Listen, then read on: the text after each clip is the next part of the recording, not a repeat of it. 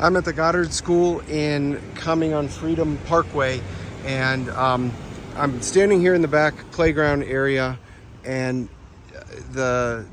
sod is not in all that bad condition. Here's some heavier foot traffic wear patterns, but and just looking at this, it's not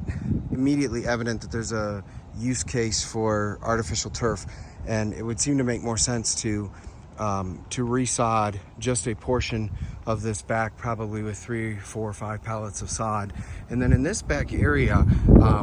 the limit is it goes 40 feet in that direction,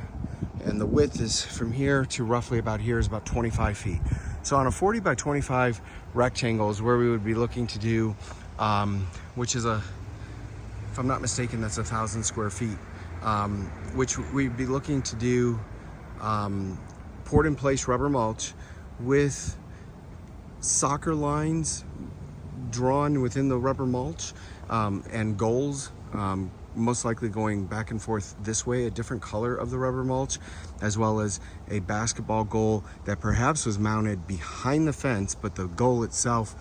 would extend to on the inside of the fence. So it obviously comes up and then it arches over, and so that'd be on the inside of the fence, where the mount, the concrete and the post would just go right on the outside. And then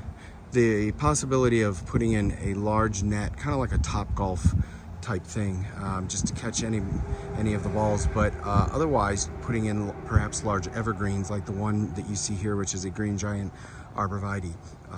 something to serve as somewhat of a backdrop. Now, without the net,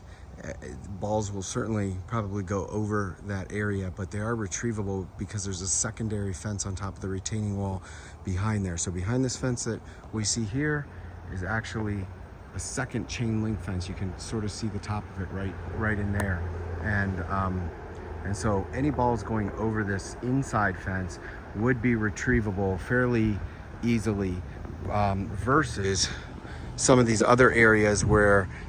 if it were to go over this fence, it would also perhaps clear the second fence, and then the ball would be lost. Or on this side, if it goes over the fence, it's into the parking lot, creating more complications for drivers and for students. And whereas over here, there's really very little, if any, chance. I would say it would be shockingly if it were to clear both fences. So this seems to be the most appropriate area for the poured in place rubber mulch, as well as putting in a basketball goal at the end of this, and perhaps the built-in soccer nets going again this way, back and forth. And that is the Goddard School, Freedom Parkway.